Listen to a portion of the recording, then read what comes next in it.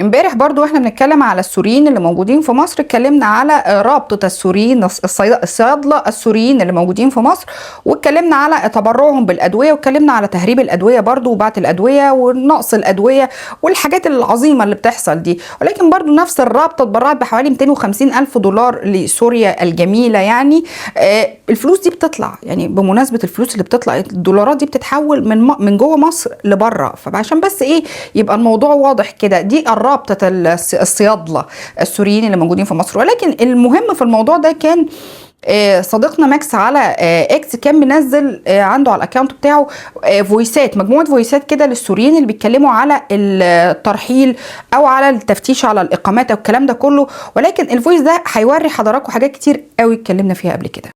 السلام عليكم اخي، الله يكرمك. اذا انت مشرف بالمجموعه ابعت على المجموعه على السريع عن جنه الشام الاقامات. هلا والله طلعت بالسياره وهربت انا والله.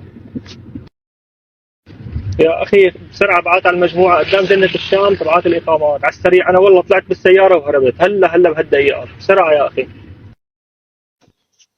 الله يسعد صباحكم. شلونكم يا رجال؟ شو اخباركم؟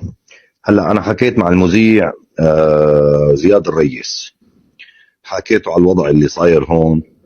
قال لي والله يعني اغلبيه الناس ما عندها خبر باللي عم يصير لانه هن ما قاعدين بمصر.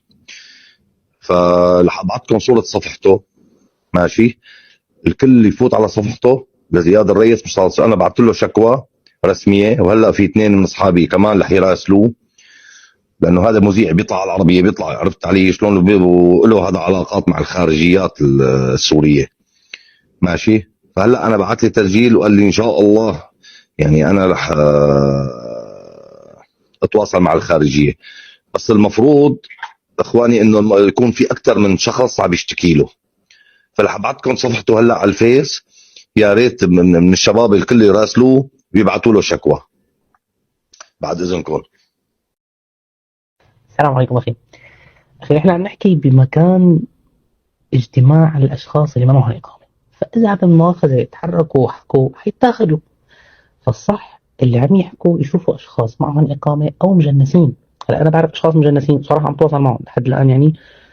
بعرف أشخاص رؤوس أموال ضخمة بمصر مجنسة هلا، بهذا قانون النصف مليون وهيك، نصف مليون دولار وهيك كلام. فهيك أشخاص بتوقع إذا تحركت هي اللي حتعمل الحركة، مو أنا وأنت وفلان وفلان وفلان، مو استصغارا فينا، لا بس إحنا معنا إقامات. هاي الفكرة. عرفت علي يا أخي؟ السلام عليكم يا جماعة. يلي عم يشتغل بالمناطق يلي مثل عباس وروكسي ووسط البلد وشارع العريش وهي مناطق فيصل واكتوبر، اللي ما معه وراء تثبت ولا مجدد إقامة ولا مرة لا ينزل على الشغل. هاي نحن عم ننصح بس. يلي عامل إقامة ومخالفة أو أخذ دور، أبسط الأمور هذا بيطلع. كل شيء فايت حتى نظامي وباسبوره مانو مجدد ومانو عامل إقامة مهمل، عاملها مرة أو مرتين. نصيحة لا ينزل على الشغل هلا. الموضوع مانو سهل وما كل أوقات بينحل إذا إلك معارف. أنا عم بنصحكم، نحن عنا شاب بتاخد من الشغل ما مع وراء والموضوع ما بينحل أبدا يعني. وفهمكم كفاية. يلي ما معه لا يقايس حاله وياخذ الشغل. القعدة بالبيت هلا أوفر من إنك تقعد جوا أنت، وآخر شيء تترحل يعني. فالموضوع مانو اللي بقول لكم غير هيك كلام مانو مزبوط. كل شيء جوازه منتهي وإقامته منتهية من زمان، عم يمسك عم يترحل. اللي معه كرت أصفر إن شاء الله بيطلع يعني. اللي مجدد إقامة أو آخذ دور وبتابع إقامته كل وقت بوقتها هذا كمان بيطلع. بس اللي هامل الأمور هاي من سنين وعليه مخالفات كتير وعم يشتغل عم ياخذوه أموره ما كتير بخير. بس يا اخواتي بالحي الثاني ما في شيء. انا اجيتي وانا اللي شايفه يعني من اول ما جيت من الحي الاول للحي الثاني الامور بخير. الله يحميكم جميعا. لا أخي، هن وقفوا حتى جارنا هون، وقفوه سألوه يمكن على الإقامة، واحد سوري. التيك توك إجا بده يهرب، قام هن افتكروا إنه معاه سوريين، قام نط على التيك توك. قال له وين هي، طلع عليه بعدين راح مشاه. يعني مو مشكلة مع التيك توك، ووقفوا لأنه التيك توك أسرع، خاف التيك توك وأسرع قام وقفوا. أما غيره كان موقف واحد سوري تحت. اخواتي هن باكتوبر صاروا يعني كانوا بالحي الثالث طلعوا على رنمون. نحن عم نخبركم مشان تديروا بالكم، ما في داعي يقول حدا انا ما شفتهم وكانوا، لانه هن بيطبوا بلحظه وبيطلعوا بلحظه، ما حد يقول ما شفتهم وشفتهم، والزلمه بعد فيديو. زي ما حضراتكم سمعتوا كده بيتصلوا ببعض الاعلاميين المذيعين اللي موجودين في العربيه عشان يتكلموا على مشاكلهم، وقال لك يعني يعرف ناس مجنسين كتير. قصه المجنسين اهي ابتدت تظهر، الناس دي كانت بتتجنس ليه وازاي والكباري والقصه دي، ابتدى كل ده يستغلوه. قال لك ان في ناس معاهم الكارت الاصفر، واحنا قلنا قبل كده كارت اصفر من غير اقامه بله واشرب ميته، وان في ناس كتير بيتقبض عليها تحديدا، وقالوا منطقه عباس العقاد يعني، والحي الثاني والحي العاشر والحي كل الاحياء العظيمه دي، و6 اكتوبر والكلام ده كله. ولكن اعتقد ان مش هقعد اشرح الفويسات برضو عشان وقت حضراتكم، اللي حضراتكم سمعتوه ده بيوضح حاجات احنا كنا بنتكلم فيها من زمان جدا: الاستقواء بالخارج والاعلام والمسكنه والتجنيس واستخدام او استغلال رؤوس الاموال. بيقول لك رؤوس اموال ضخمه، يعني كل ده بيستغلوه دلوقتي علشان يفضلوا قاعدين في مصر، ويقول لك سوريا ليست امان.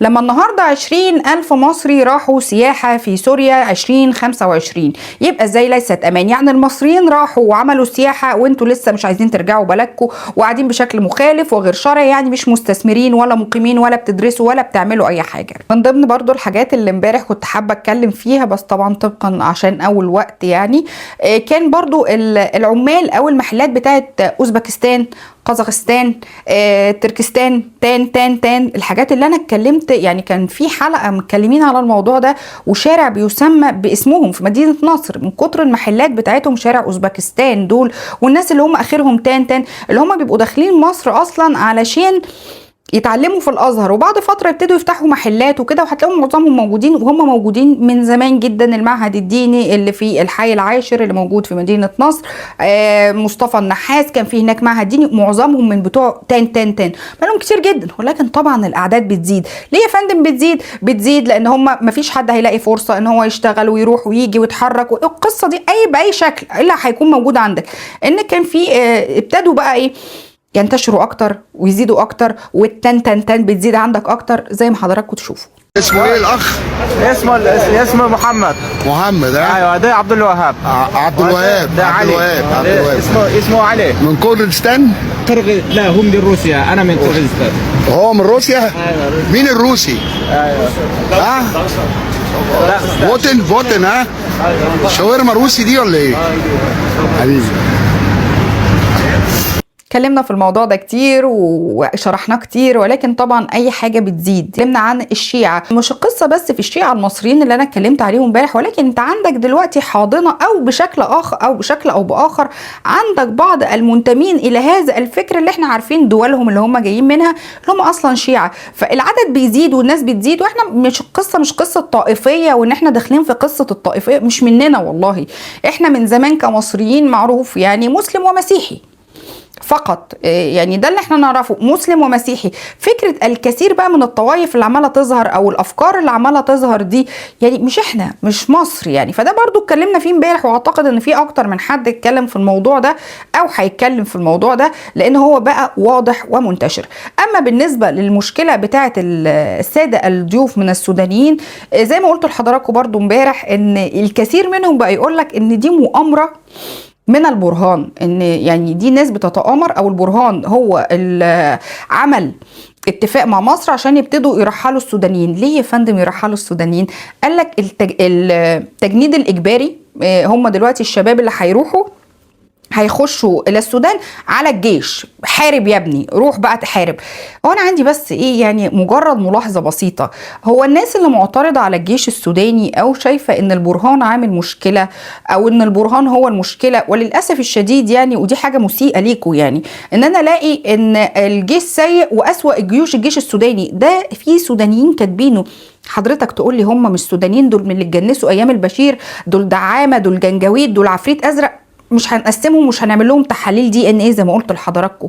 النهارده الناس اللي معترضه على التجنيد الاجباري او الجيش، معلش انت او يعني ابنك او اخوكي او جوزك مش اغلب نبني ابني او جوزي او اخويا، او احنا في مصر بنعتبر ان الجيش المصري هو كل ولادنا، هو كله اهلنا، لان هو جزء مننا. يعني مفيش اسره مفيش ليها حد في الجيش بقى مجند ضابط ايا ما يكون حضراتكم، انت مش اغلى منه. يعني النهارده الامن والامان اللي انت جيتوا تقولوا احنا هربانين من السودان عشان الامن، هربانين من الحرب، الامن ده الفضل ليه، يعني الفضل فيه لربنا ثم الجيش المصري والشعب المصري اللي هو جزء من الجيش والجيش جزء منه. فحضرتك النهارده لما تسيب بلدك لا فيها جيش او مش عايز يبقى فيها جيش ولا فيها شباب يعمروها ولا بنيه تحتيه ولا اي حاجه، وجاي قاعد في مصر، جاي بتعمل ايه حضرتك؟ او مين هيرجع لك بلدك؟ ولا انتوا النهارده ارض خربت نروح ارض تانية يعني نعيش فيها لحد ما تخرب ونشوف غيرها، يعني زي الجراد كده. يعني هو التشبيه هنا مش المقصود بيه الاساءه ولكن التوصيف، ده توصيف.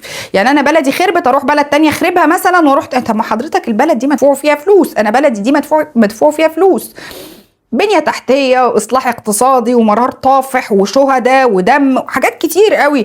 انت بالنسبه لك ان انت مش عايز تخش الجيش فتقعد عندي انا ابني على الحدود وانا ابني في الجيش وانا ابني هنا وهنا هو بيحميك وانت قاعد، ايه لازمتك يا فندم؟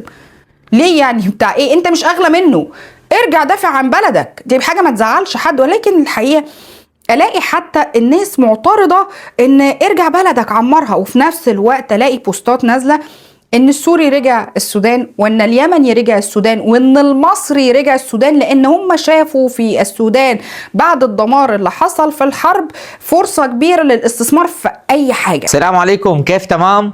رجعنا لكم من الخرطوم تاني، الاسطورة. غرفة نوم سنجل، سريرين، كومود، تسريحة، دولاب عملي كله رفوف، إنارة، دريسنج، موديلات جديدة بخشب مستورد بشغل مستورد. رجع على الخرطوم، رجع على شارع غزة، شارع ابراهيم شمس الدين، شمال سلاح المدرعات. ده أول فرع لنا كان في السودان ورجعنا أول فرع فتحناه. تواصلوا معنا والاسعار جميله جدا. راجعين يشتغلوا. يعني انت السوري رجع واليمني رجع والمصري رجع بلدك عشان يستثمر ويشتغل وياكل عيش والكلام ده كله، وانت مش عايز ترجع بلدك. هل السؤال بقى حضرتك، انت عايز تفضل قاعد في مصر لحد ما بلدك تتعمر بالكامل والمشاريع والاستثمارات وبعد كده تقول لنا ايه اشبعوا ببلدكم انا راجع بلدي، وفي نفس الوقت هتطلع تقول المصريين استغلاليين، المصريين بتوع مصالحهم، زي ما برضو في بوستات قذرة نازله ان المصريين ديل يعني مش الديل يعني هم يعني اعتقد كده ديل كلاب بتوع مصالح. ساعتها هيتقال لنا نفس الكلام. ما حضرتك سبت بلدك فاضيه، ما هو على فكره اي ارض فاضيه هتلاقي اللي يعمرها وهتلاقي اللي يبنيها وهتلاقي اللي يشتري فيها لو ما فيش شعب مش هيبقى فيه بلد.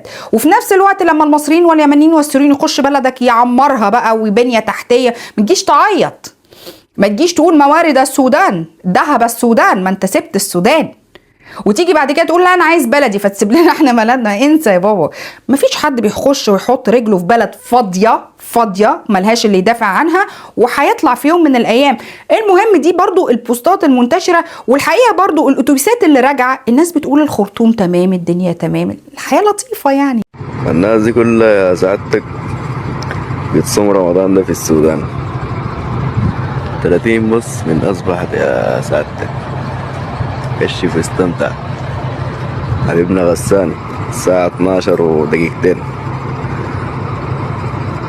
30 بص من أصبحت.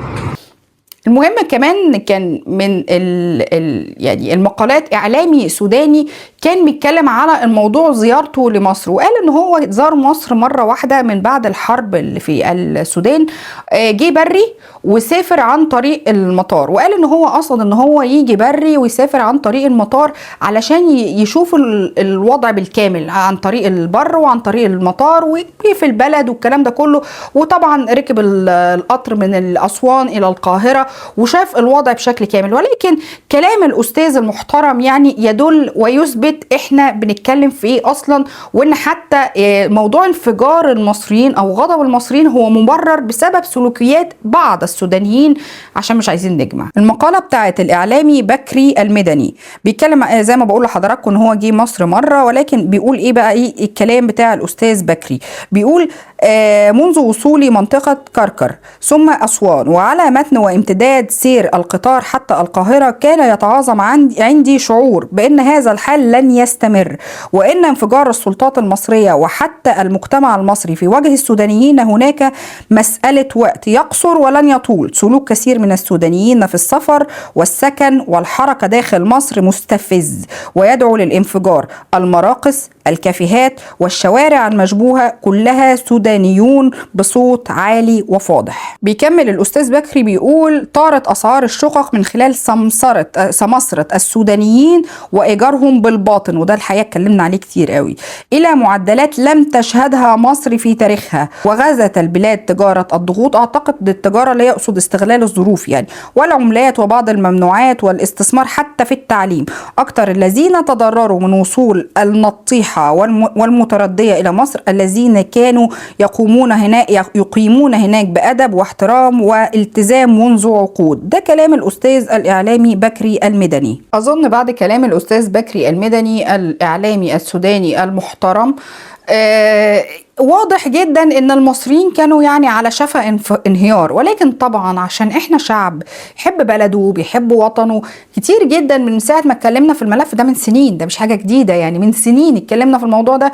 اي حد كان بيجي يتكلم على تظاهرة، على مسيرة، على اعتصام، طبعا احب مع على قلب الاخوان برضو اللي داسين بوزهم في الموضوع وطالعين بيتكلموا على السوريين. قلت لكم قبل كده ان الحرية والعدالة كانت منزلة بيان بتتكلم على السودانيين والترحيل وسياسة حكومة السيسي والقصة الوهمية بتاعت حزب الحرية والعدالة بتاع الإخوان المسلمين، داخل برضو على السوريين. وبيقول لك يعني ان بدل ما كان في اندماج اقتصادي، هو ما اتكلمش على السودانيين على اندماج اقتصادي فلوس. فاكرين فلوس الاخوان نبيل نعيم من الطياره بتاع قطر؟ انتوا جايين ليه؟ ده احنا الاخوان في تركيا بعتلنا، واحنا قلنا ان الاخوان دمجوا فلوسهم او شغلوا سوريين موجودين في مصر بفلوسهم. فالاخوان النهارده طالعين بيتكلموا على بعد ما كان في اندماج اقتصادي بين السوريين تحول الى مطاردات فكره قلناها قبل كده ان الاخوان المسلمين تخش في ببوزها في حاجه ومعاها منظمات حموم الانسان وجرابيع اكشاك حقوق الانسان، اعرف ان الموضوع ده فيه مصيبه. فنلاقي برضو ان الاخوان داستين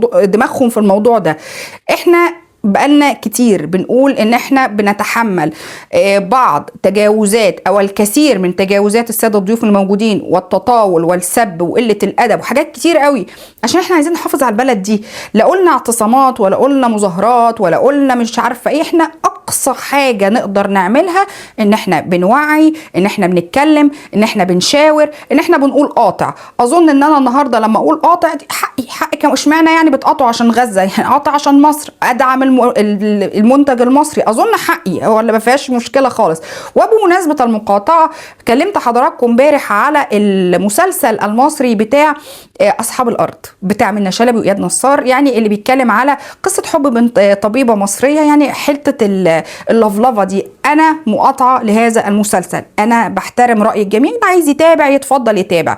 ولكن امبارح كان حد منزل بوست على محمد ميسره، ممثل سوداني كان موجود في، وانا اتكلمت عن الموضوع ده قبل كده، موجود في مسلسلات واعمال مصريه كثيره. مش قصتي بس في حاله الدمج الفني الاجباري، انا بتكلم ان هذا الفنان يعني بان هي دي مهنته، يعني انه ممثل، يعني هو كان ضد اصلا الدوله المصريه، كان ضد الثوره المصريه، كان بيحذر من انتقال الثوره المصريه اللي عندهم، مش ثوره 11 يناير، لا لا لا خالص. هو كان بيحذر من ثوره 30 يونيو وكان بيتكلم على حكم العسكر. فهي دي افكار الاستاذ اللي كان شايف الثوره اللي عندهم في السودان زي الثوره الفرنسيه، وكان بيشجع الخراب اللي بيحصل في بلده. النهارده ساب الخراب اللي بيحصل في بلده وقاعد شغال في بلدي. الفكرة مش في كده يا فندم، الفكرة ان النهاردة انا بدمج ناس اصلا بافكار ضدي، افكارهم ضدي. البني ادم ده بوستاته مسح منها كتير جدا،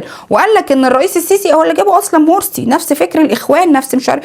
الاستاذ ده موجود في اعمال مصرية كثيرة، والحقيقة اللهجة رايحة في داهية. يعني مش هو بس، كتير من الممثلين الغير مصريين في الأعمال الدرامية المصرية اللي هي يعني تعتبر يعني قوة ناعمة مصرية، كتير يقول لك أنا اتربيت على المسلسلات المصرية، على الأفلام المصرية. النهاردة هل هنوصل في اللهجة المصرية اللي بيقولها غير المصريين بشكل يعني مش عارفين يتقنوه بالمرة، هل يوصل الحال للناس بره زي ما كان في ناس فاكرين ان التركي هو الدبلجة السوري؟ دي مش اللهجة المصرية ولا تتناسب مع الأعمال الدرامية المصرية، يعني مش لايقة ومؤذية للودان. أنا عايز أسمع مصري لأن هو طالع في دور مصري.